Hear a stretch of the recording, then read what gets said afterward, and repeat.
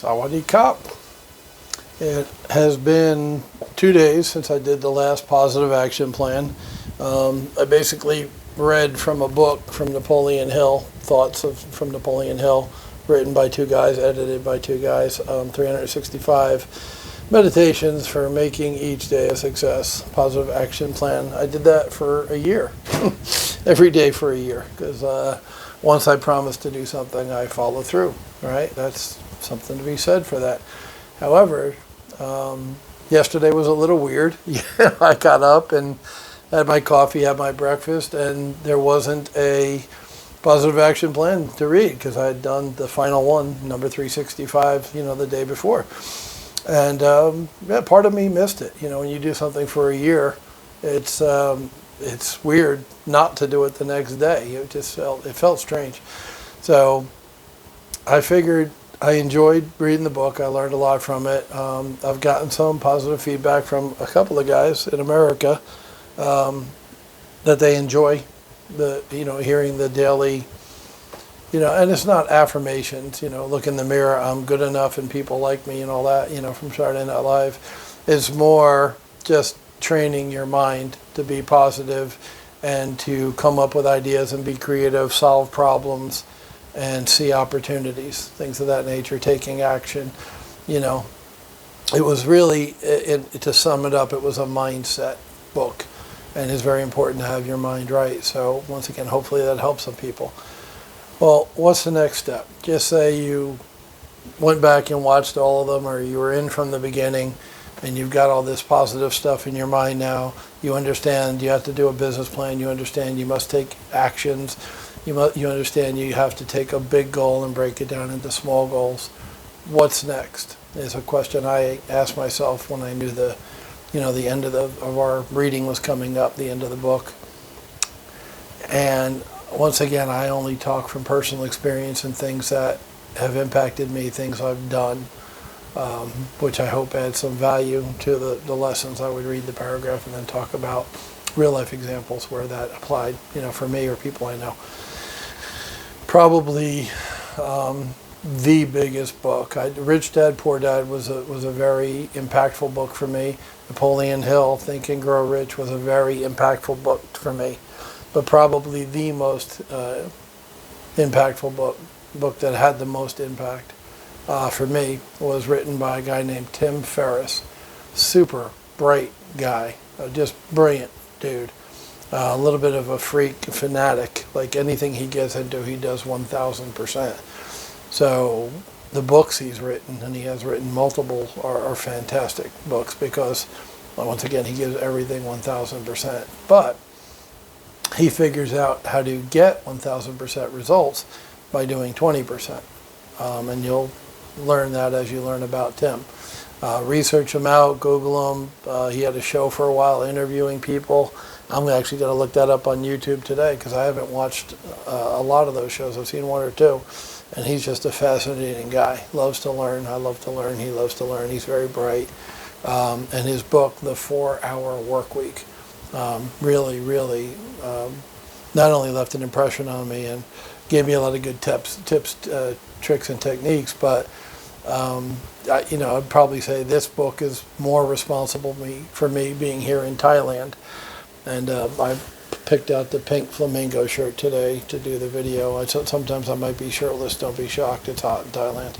But I purposely picked the pink flamingo, paradise chill shirt because I'm chilling here in Chiang Mai, Thailand. I made my dreams come true, thanks in part to this book. So I'm going to start reading from the book, The 4-Hour Workweek. And this is the expanded, updated edition. I got the latest and greatest. Escape the 9 to 5, live anywhere, and join the new rich. I'm not a fan of the term the new rich. He's trying to sell books, so he put what he had to do on the cover. But what I call him, you'll see as we read through this, he calls it lifestyle design. That's the name he gives the content in this book and his ideas. What I call him is a life hacker. And what he does is looks at a way people do things and, like a scientist, says, is there a better way to do it? And most times he comes up with a better way to do it. So this is more of a nuts and bolts thing. This is going to be more of the concepts and techniques we talked about in the 365 days of positive action plan. Got your head right. Now what do I do? What do I physically do? What do I put on my to-do list today in order to move forward and achieve my goals? This is more of a step-by-step thing. After getting the information in this book, honestly, you got to be honest with yourself. There's no excuses. If you're not doing what you want to do when you want to do it, after we get through this tome, and I have no idea how long it's going to take and how much I'll read a day. I'll try to keep them short. I know people don't have 2 hours to sit and listen to a book. But honestly, this is the key. This is what you've been looking for, is the information in this book. He's very good at life hacking, and that will help you achieve success faster than you thought, and not in the ways that you've been taught. He goes against conventional wisdom, and that's a good thing. It's smarter. Conventional wisdom isn't the best way to do things a lot of times, and isn't the smartest, most efficient way to do things. Tim's way is. He's really a brilliant guy. So I'm going to start with the preface today. This is the introduction to I'm doing a new playlist, 4-Hour Workweek playlist, like I had Positive Action Plan, and I'll just do more of the topic than day 1, day 2, day 3. So what we cover in the reading is what I'll put as the title to it inside that playlist. Preface to the expanded and updated edition. The 4-Hour Workweek was turned down by 26 out of 27 publishers. That sounds like the Beatles. Remember, the Beatles got turned down by a bunch of record companies, but it only took one and they became megastars. Well, this is a great book and it needed to be published, but 26 out of 27 publishers who do it for a living couldn't see that. That tells you everything you need to know about people who pick movies, TV. They have no clue. They really have no idea what the fuck they're doing, and neither did these 26 publishers. But the 27th, they understood what this was, what they were holding. They were smart enough to figure out this needed to be read and needed to be published and put out there. After it was sold, the president of one potential marketing partner, a large bookseller, probably like Barnes & Noble, something like that, emailed me historical bestseller statistics to make it clear this wouldn't be a mainstream success. And they only care about the money, right? Fat, greedy pigs smoking cigars and pinstripe suits. They're fucking pathetic. They're a joke. They're worthless. And yet so many people follow their lead because they've got money. Capitalist pigs, as we in the revolution like to call them, right? So I did all I knew how to do. I wrote it with 2 of my closest friends in mind, speaking directly to them and their problems.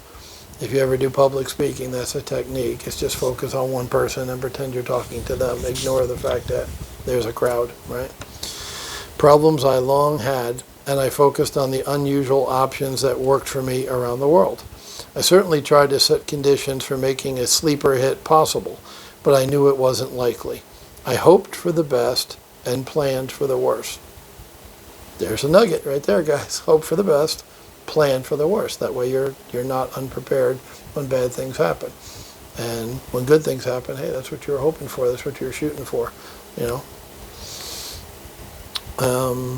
May 2nd, 2007, I received a call on my cell phone from my editor. Tim, you hit the list. It was just past 5 p.m. in New York City, and I was exhausted.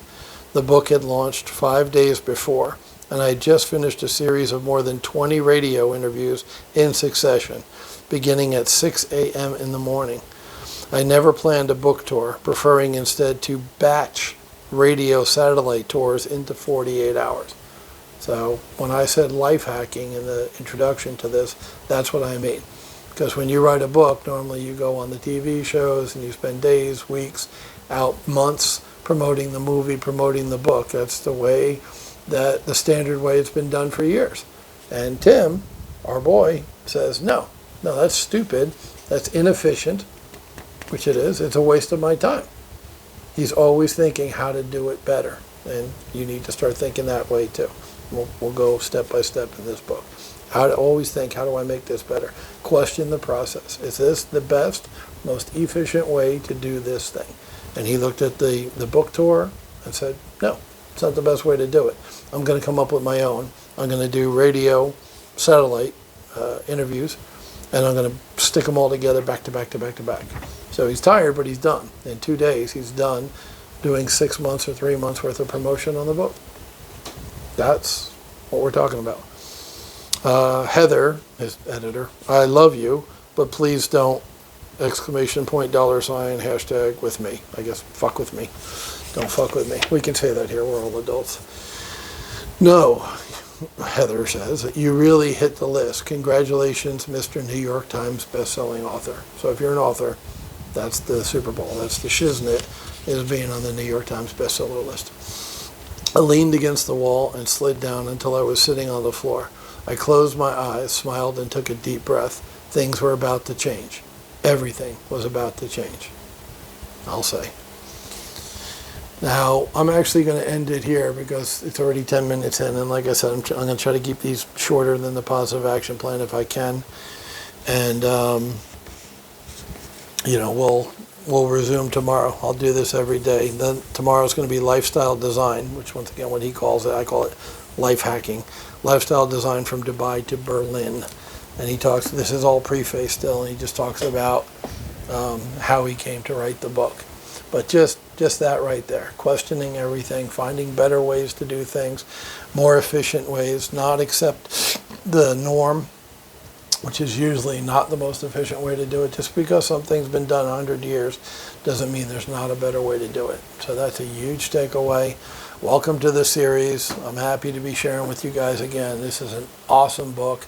I'm looking forward to reading it again because there's things that I missed the first time. I only read it once, and that's my mistake, because a book like this you need to read several times. So I am super geeked up, pumped up, excited, whatever you want to call it. This is going to be dynamite stuff, guys. So that's the new book, 4 Hour Work Week. I'll see you all tomorrow.